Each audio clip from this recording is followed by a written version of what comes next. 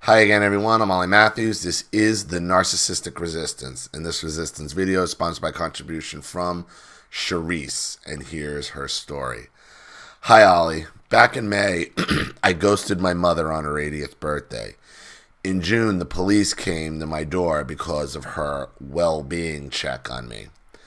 Sometime later, her and her 61-year-old son husband behind her came loudly knocking on my door, demanding to know what I'm mad at. I merely said I wanted space. She wanted me to give them my cat because they liked my cat. How old are you, Charisse? I mean, I'm assuming you're close to your 60s as well, if you have an 80-year-old mother and a 61-year-old brother, if not in your 60s. I'm going to assume that you're another, from your name, I don't know if you're a black woman or a Hispanic woman, but I'm going to assume you're a minority woman demanding to give you their... There's nothing the narcissist doesn't feel they're entitled to. And when they think they have something over you, that only emboldens them further. Like, they could take whatever they want. Like, give me your car because you've done X, Y, and Z. I mean, that's the level they get to. And when you got an 80-year-old woman with a 61-year-old man in tow, son husband in tow, wow. I talked about a woman like this yesterday. With a son husband, with an older son husband in tow. And boy, is it vicious. But of course I refused. It's my damn cat. I changed my phone number, which was also my apartment building doorbell. I have no contact estrangement from any and everyone related to me. I am certain, even without knowing for actual fact, that none of them know about the consciousless condition such as narcissism. This causes, I believe, people to be flying monkeys, ignorance. I am a woman who will very soon turn 59, and what I'm mad at is this long in time of invalidation, insults, neglect, and being held back if she could. My mother and her lineage are German, but she decided back in the early 1950s to marry and have 6 children with a Mexican laborer. Okay. I gotcha. So, the German thing. Boy, do I know about German entitlement from Enormous and his whole Kraut side of the family. Okay? And boy, do I know how German women are. So, that makes a lot of sense. And she married a Mexican laborer. Probably because she thought she'd be able to control him.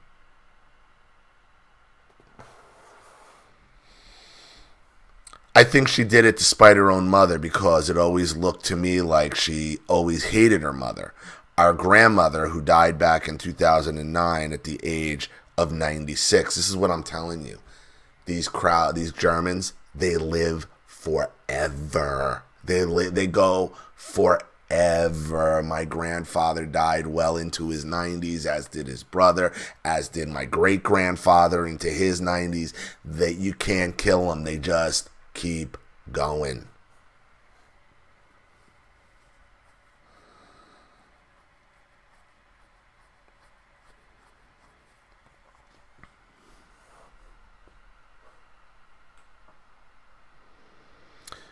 Grandma was cared for in-home by mother, and she was mean and impatient with Grams. When us kids were born, she gave us these not common in the U.S. forenames. Along with that, we weren't white or Latino, and we were not encultured about those backgrounds. My parents didn't converse to any of us, teach us anything. We were like a brood of unwanted pets, and we were only given shelter and food and pantry food. She made sure, though, to force us to church every Sunday morning, and they made sure we went to school. Our grade school was mostly poor African American children who would be beaten in front of the class with this big wooden paddle if they were behaving like children, not statues. At home, there were violent physical fights between my parents, or they would beat us with the belt when they became angry. Both of them seemed angry and unhappy all the time. My dad seemed like he did not want to be married to her with a bunch of kids and would often go high, drink, socialize at one of his favorite bars. For some reason, he never held on to a job for very long. Mom did the restaurant work full time. She would constantly belittle and nag Dad. I believe he subconsciously escaped her by dying at the age of 61 from a perforated colon. Intestinal problems are hereditary on that paternal side, but any conditions can be aggravated by having a long relationship with a narcissistic parent. I am proof positive of that. My oldest brother and I turned out to have been born autistic. Either that or something caused it early on in us after birth. I would say it was more caused. I have one sister and 4 brothers. I'm in the middle. My older sister was a very strong personality, take charge, maternal person who went and got my brother on SSI while he was back in his 20s, back in the early 1970s. We were all a year apart. Mom was pregnant for 6 years. In the mid-2000s, in my mid-40s, I found that autistic in a hospital. I was also put on disability. Between 18 and 42, I tried constantly, so very hard to swim, so to speak, metaphorically speaking, in the world, not sink, but I was sinking while I was floundering furiously. When I was a very ignorant and desperate young adult, I tried to get a man to rescue me. Like I watched other women obtain for themselves, but none of them were interested. I now know that relationships are not for that reason. My sister has been a long, fanatical, born-again Christian and told me that the Bible says we must honor thy mother and father, and there have been a generational curse running through the maternal and paternal lineages because of the poverty, drinking, and meanness from both the German and Mexican sides. Yeah, it's an ugly combination. It really is. You mix German with anything, it gets ugly, to be quite honest with you. It's the one thing that when you ask me what I am, I tell you I'm Italian and Armenian, and I just leave out the German part because I don't even like to acknowledge it.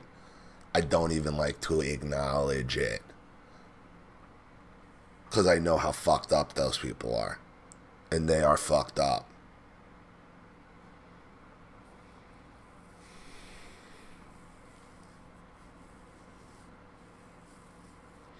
I listened to her notions and took heart to them. It was lodged in my brain for years that blood is thicker than water, family is everything, no one else will give me unconditional love, and that I must like her. And I must like her, keep a relationship with Mom.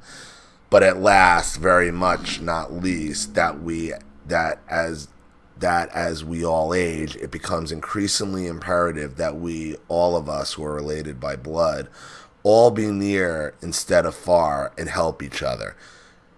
Though no one helped me when I needed help the most in my life, I was on my own. Even while she and her husband moved 1,000 miles away, she reminded me that nearby help brainwash from 1,000 miles away. While living in my apartment on my fixed low income, my mother and her son husband strongly influenced me to live in this one other rural town with them. See, I was miserable because our landlord moved in these loud, smoking, and drinking young people. I did not and do not drive. She and my younger brothers come and moved me to that other town with Mom and husband son into apartment that is that is all old ladies, except for me. But I'm nearly an old lady, and so I went. It was there that her insults and invalidations of me became more and more mean. She loved to know that if she got into money trouble, such as not being able to make a utility bill, she would whoosh up in her car and get a check from me. She would actually always pay me back much later on, and I did not ask. Over time, I gleaned that her and my brother, and whoever else, would go and do fun things without me. She would make a big birthday to do for my younger brother, but never me. Now this town I moved into to be with them, it's a huge tourist hotspot, even though it's small and rural. It is on the National Register of Historical Places. The city doesn't care at all. It's about its own, especially low-income residents, only the tourists, and money gouging. These town overlords are very fanatical about keeping the town early 1800s-y. There are no cinemas. There is never a carnival. One supermarket and one Walmart are kept on its outskirts. With public transport, there is a taxicab service and a part-time, daytime senior bus service. I was relying on my parent to get me to and from groceries, even hospital. One day I told her she never said one good thing to me in my life. This was fueled on by a number of times I would show her a headshot selfie of me made for Facebook. She would clench her jaw, dig her heels in, and come with a put down. Anyway, when I did that one confronting, she went from 0 to 100 in narc rage and told me I should be in a mental hospital for thinking that. I had figured a way, which is my own special secret, where I could learn exactly who was looking at me on Facebook. So one night, when I treated her and her brother out to a family restaurant for a chicken dinner, I was telling about these certain guys checking me out, and she snapped. If they only knew you lived in a nut house. She called it that because all the residents live on Social Security, but they're all like her, retirees. One physically disabled younger tenant, then me. I didn't jump to react and defend because I didn't want the dinner out ruined. I have been living in this situation since early 2015, and during that whole time, I kept passing kidney stones. I was sick all the time. I had stomach aches all too often. My gallbladder would inflame. I would have to go to the ER. Since complete no contact on my part, none of that has been afflicting me. Not one day. I take the part-time day bus to take me to my grocery shopping and back. I feel very happy, content, autonomous, independent, unharassed. I notice that it feels like my IQ went up. I feel smarter. Before I wrote out my story for you here, it was over several months that I kept thinking about the way she treated me since I was born. Like leading up to my 8th birthday, I was obsessed. Thanks to the commercials on TV and getting this toy called a hoppity hop. It's just a rubber ball with a handle you sit on and bounce. The days leading up to my birthday, I would throw hints to my mother. My birthday came and went, and after the went, I merely said I was hoping for a hoppity hop for my birthday. One afternoon, she came in from somewhere and threw a box at me with a hoppy hop in it. There, she angrily said. In more recent times, she wanted me to know that, as a fetus, I gave her unsightly veins. And so, for her 80th birthday, a milestone in life, I threw no contact and ghosting at her. There. I'll tell you this, Charisse, you finally figured out how to pay her back for ruined holidays. That is the best way to pay the narcissist back for ruined holidays. Right there. It's here. Happy birthday. You're ghosted. No contact. There you go. for 59 years of misery, for 59 years of abuse. That is the perfect way to pay back the narcissist. So I hope that helps. Thank you so much for your contribution and your story. I really appreciate it. Thank you to everybody watching. Please leave any opinions or advice in the comment section below. And again, if you want your story read on the channel, you have a topic you'd like me to cover, a narcissist you'd like to expose, you'd like to set up Skype, a phone call, have a private video made, or a Facebook live chat, or you'd like to sponsor a video like this for someone who needs help and can't afford it, or just make a contribution to the channel in general to keep it supported, growing, and successful, because this channel survives 100% on contributions from all of you. Without you guys, all of this goes away. So if you like what you see here and you want to see more videos like this, you know what to do with the PayPal and email links in the description box. Also, please like and share this video wherever you can. Subscribe to my channel if you haven't, and be sure to click the subscription bell to be notified of all my video uploads. I'm Ollie Matthews. This has been the Narcissistic Resistance.